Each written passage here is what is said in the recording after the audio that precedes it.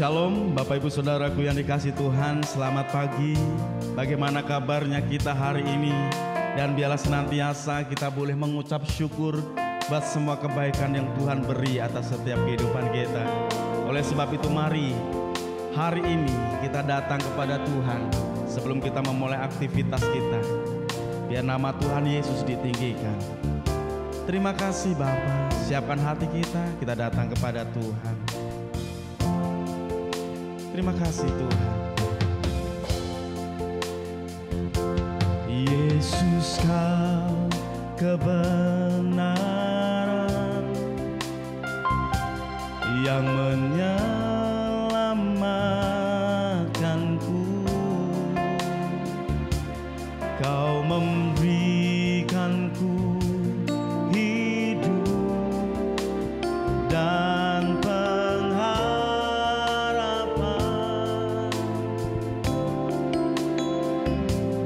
Ku ikut kehendakmu, ku perlu anugerahmu. Ku nyatakan janjiku kepadamu. Bersama kalau ku hidup bagimu, hatiku tetap menyembahmu. Dunia tak bisa menjauhkanku dari kasih-Mu.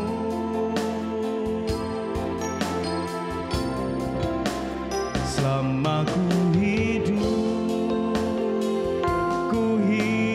bagimu, mataku tetap memandangmu. Dunia tak bisa menjauhkanku dari kasih-Mu. Mari yang rindu Tuhan bersama pujikan. Yesus kau kebenaran yang menyelamatkanku.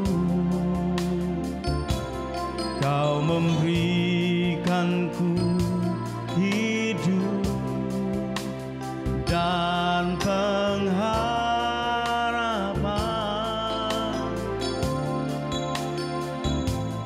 Ku ikut kehendakmu, ku perlu anugerahmu. Ku nyatakan janjiku kepadamu. Mari bersama. Kalau ku hidup bagimu, hatiku tetap menyembahmu. Dunia tak bisa menjauhkanku dari kasih-Mu.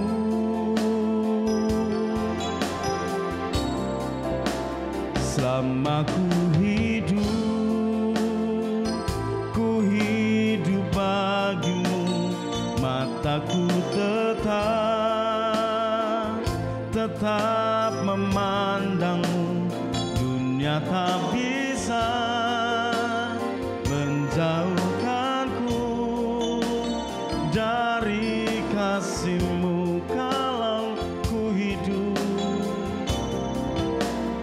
Kalau ku hidup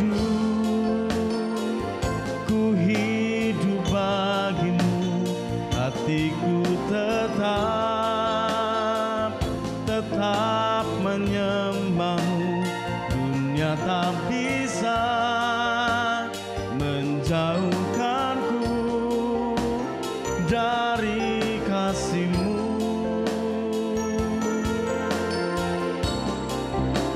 Selama ku hidup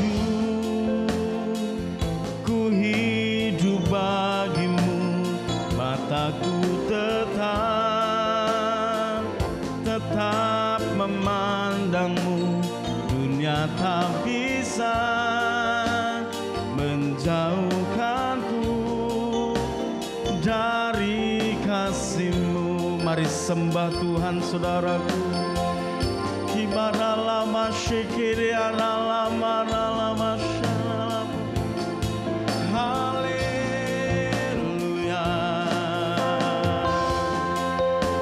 Haleluya. Kau Yesus kebenaran di dalam hidup kami Tuhan. Kaulah yang menyelamatkan setiap kami.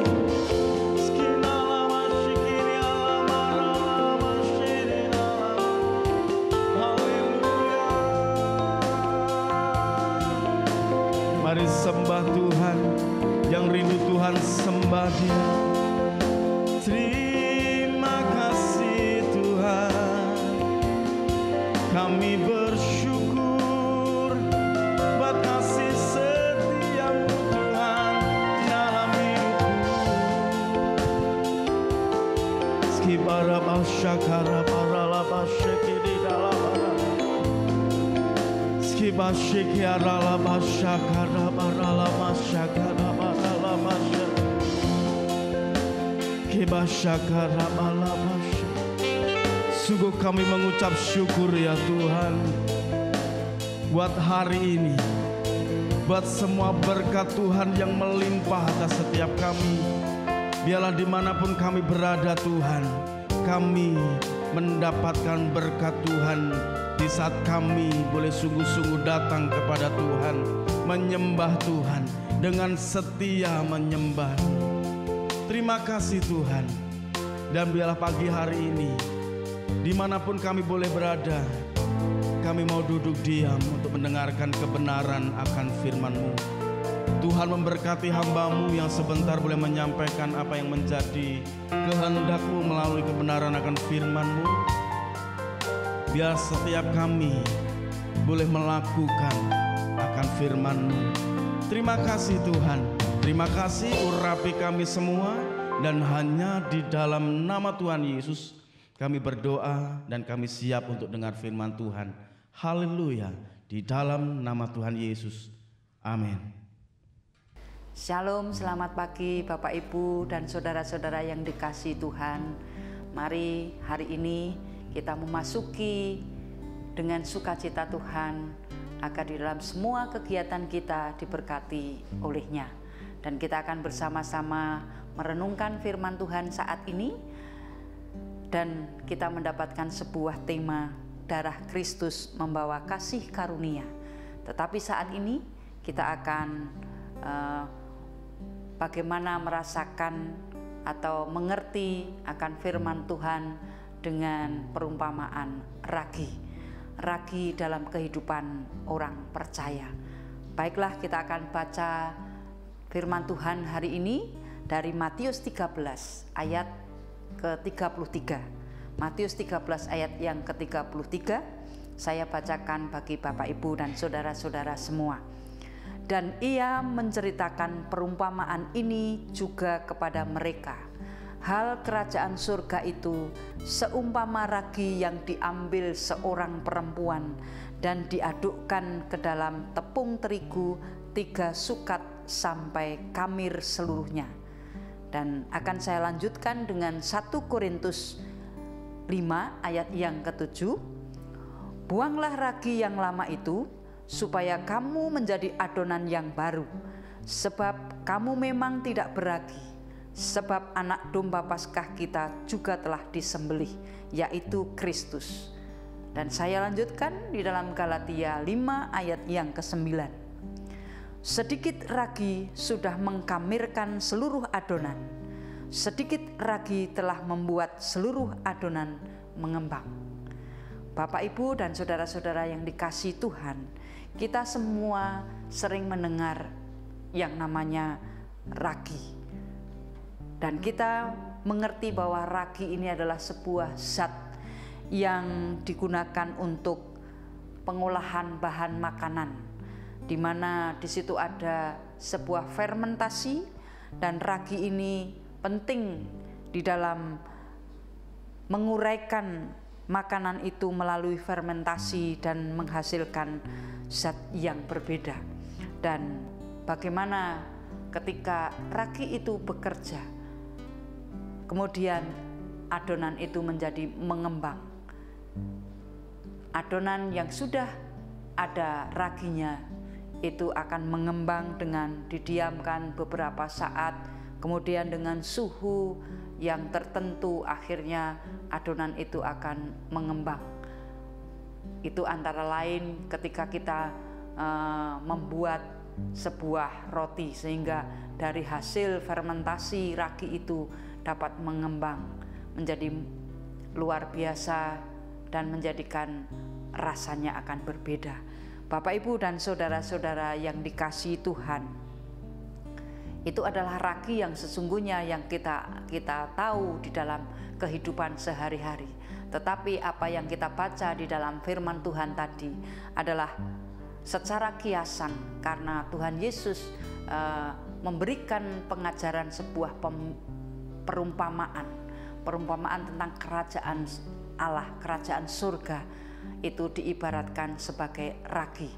Dan secara kiasan ragi ini memang dipakai untuk menggambarkan sesuatu yang kecil, yang tidak terlihat, tetapi mempunyai pengaruh yang besar. Lalu apa arti di dalam perumpamaan di dalam Matius 13 ayat yang ke-33 tadi? Dan ia menceritakan perumpamaan ini juga kepada mereka. Hal kerajaan surga itu seumpama ragi yang diambil oleh seorang perempuan dan diadukkan ke dalam tepung terigu 3 sukat sampai kamir seluruhnya. Perumpamaan ini menggambarkan bagaimana kekuatan kekristenan di dunia ini. Pekerjaannya akan selalu terus berlanjut sampai adonan itu beragi. Artinya sampai Injil itu diberitakan ke seluruh dunia dan ragi itu bekerja di dalam dan tidak terlihat. Seperti itulah kerajaan surga. Nah, Bapak Ibu, perumpamaan ini juga ada di dalam Lukas 13 ayat 20 sampai 21. Dan ia berkata lagi, dengan apakah aku akan mengumpamakan kerajaan Allah? Ia seumpama ragi yang diambil seorang perempuan dan diadukkan ke dalam tepung terigu 3 sukat sampai kamir seluruhnya. Artinya menjadi ragi dalam adonan. Arti bahwa orang Kristen menjadi ragi di dalam adonan. Kita dipanggil untuk mengubah dunia dari dalamnya. Hal ini memungkinkan untuk kita berani di dalam bersaksi karena kekuatan fermentasi.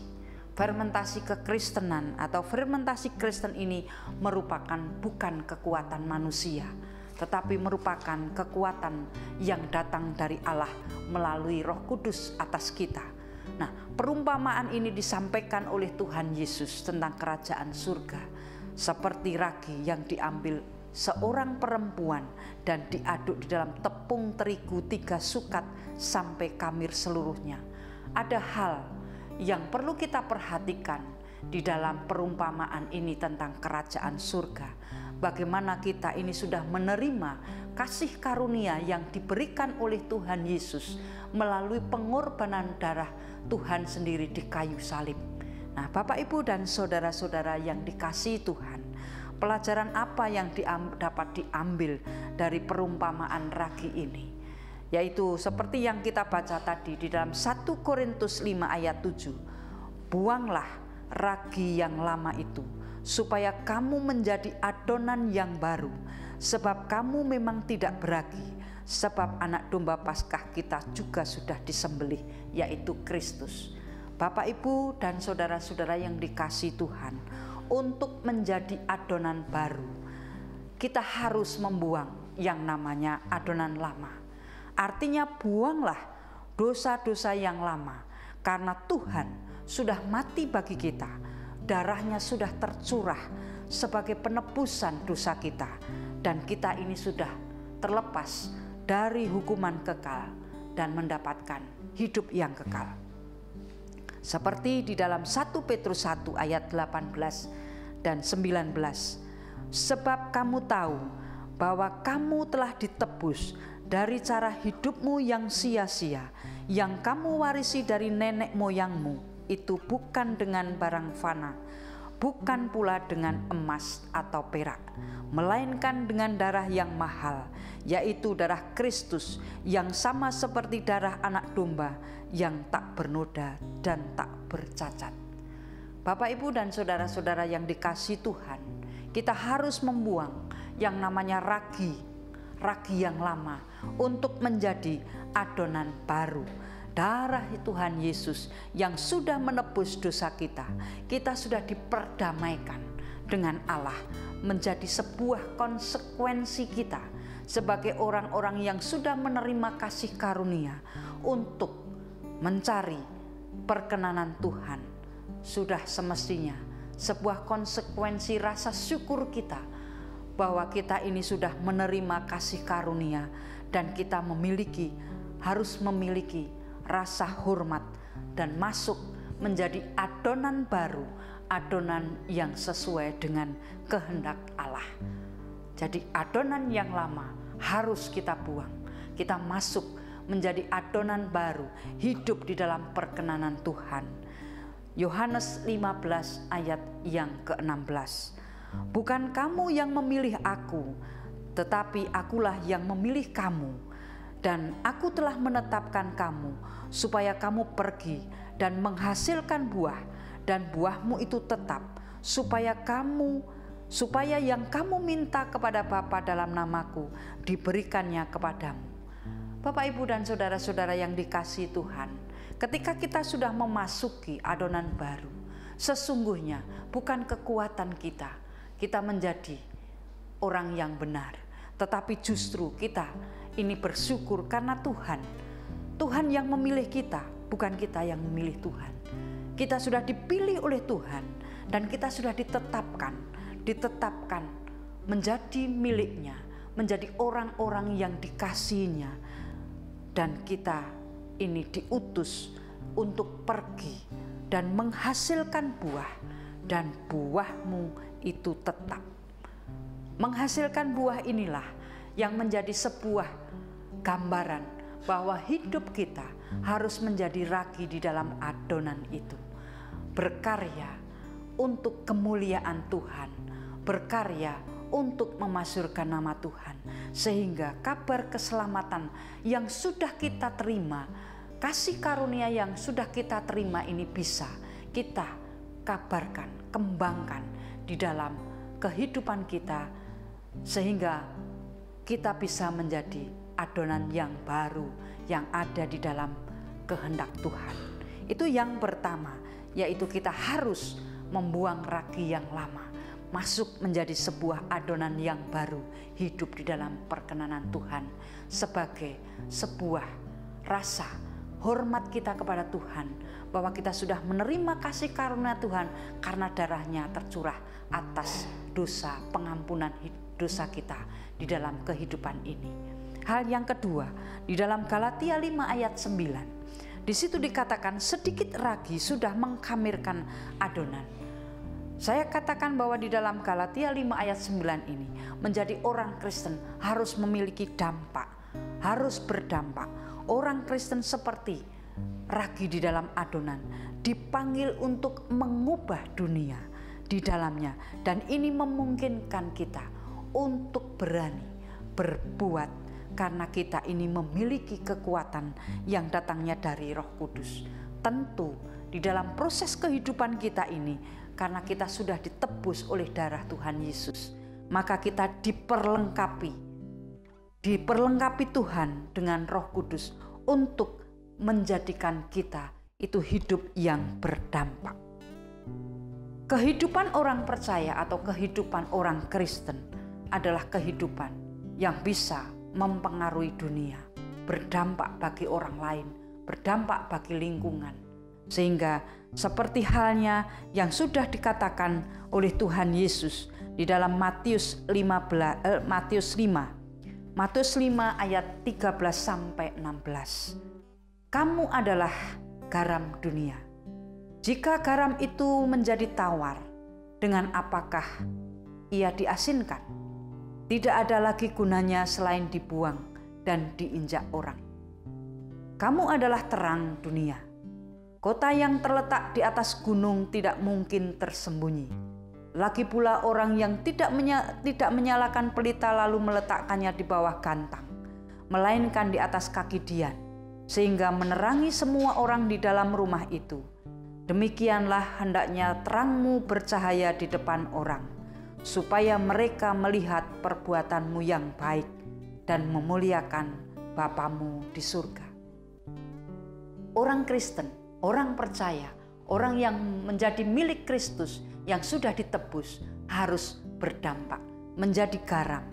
Garam itu fungsinya yaitu sebagai penyedap, sebagai pengawet, sebagai obat, sebagai hal yang menjadikan dunia ini berasa, dunia ini menjadikan hal yang baik.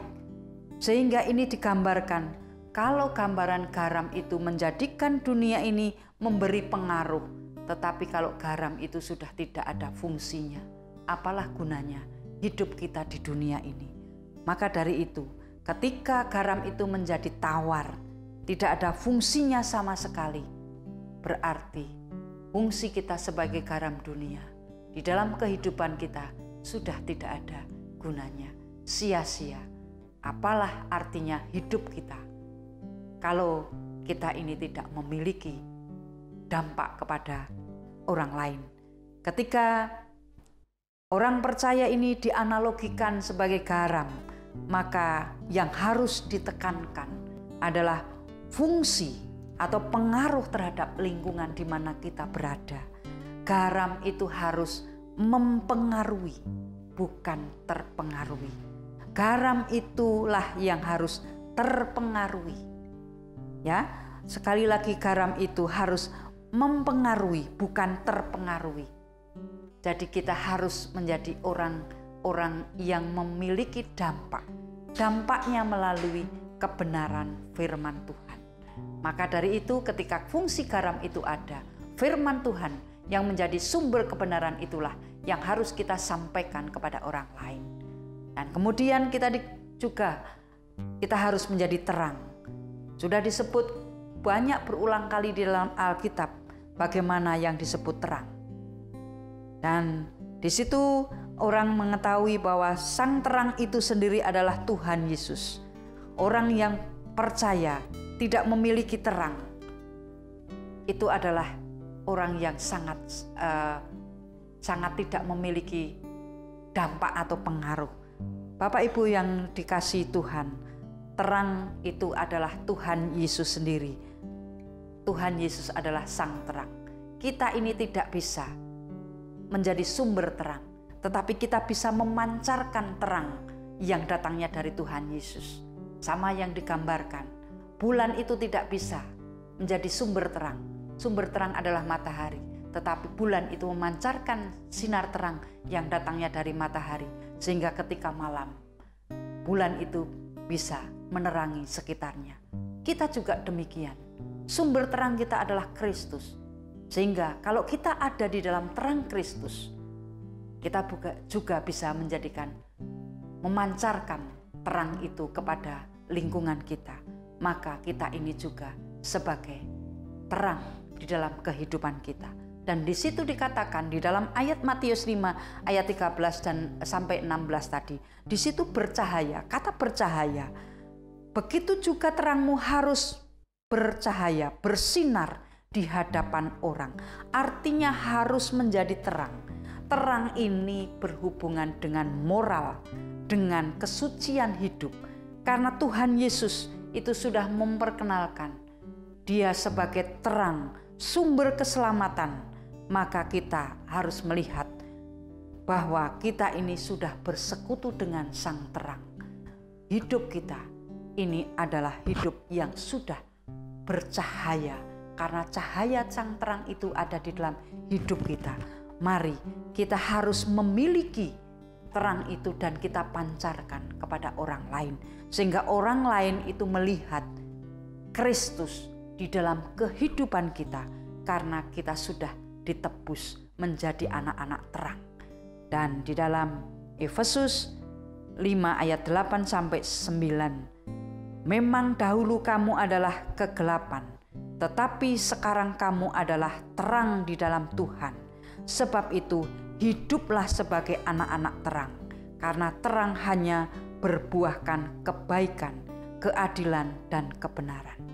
Kalau kita ini adalah hidup di dalam Tuhan, kita adalah terang, maka hidup kita ini menjadi anak-anak terang, dan kita berbuah kebaikan, keadilan, dan kebenaran.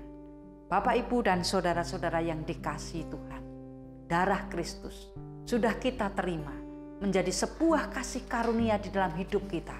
Dan kita sudah mendapatkan pelajaran hari ini bagaimana menjadikan pribadi kita menjadi gambaran seperti ragi di dalam hidup kita. Kita harus memiliki dampak, dan adonan yang lama sudah kita buang. Mari kita berdampak di dalam hidup kita, karena kita sudah menerima kasih karunia di dalam pengorbanan Tuhan Yesus. Mari kita menjadi garam dan terang dunia, dan terang itu akan bercahaya di dalam kehidupan kita, sehingga melalui kehidupan kita yang sudah ditebus, yang sudah kita terima melalui pengorbanan Tuhan Yesus, orang lain akan percaya bahwa kita menjadi anak-anak terang yang menyinarkan sinar kemuliaan Tuhan di dalam dunia ini.